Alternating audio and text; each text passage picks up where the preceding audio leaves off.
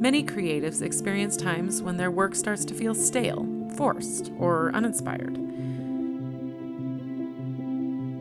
During one such time, in an effort to get out of my own head, I taped a piece of art paper to my tabletop, took out some pastels, and timidly began to color the page.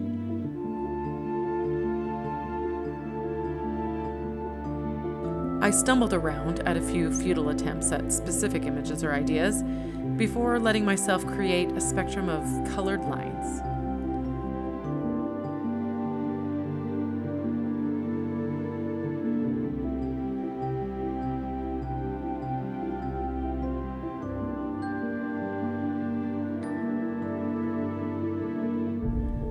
The lyrics of the song that was playing asked, "Are we going to find ourselves inside these lines?"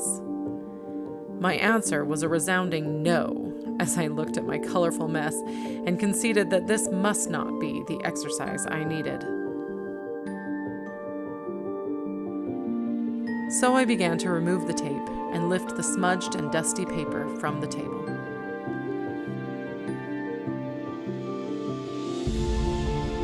The moment I lifted the page, I was amazed to find that I had unwittingly spread the pastels onto the gray concrete tabletop with my hands, leaving the most glorious spread of color bursting outward from the crisp lines left from the tape.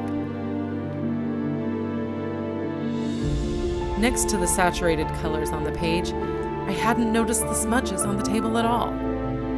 Without that comparison, what remained struck me to the core. It was like I had opened a window and the breath of beauty had blown in while I looked the other way.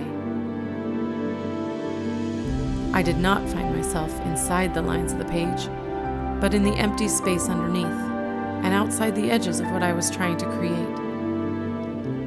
It was in the open space of possibility and the incident of accidental beauty. It was covering the back of my hands, which had been creating it and hiding it simultaneously.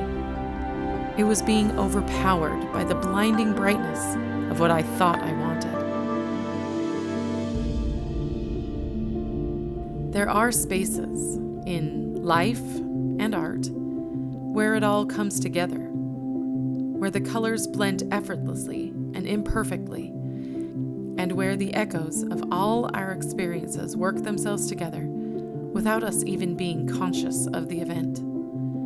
But we can't see it unless we remove our intentions, our expectations. So let that go. Lift it away and see the beauty of what remains outside the line.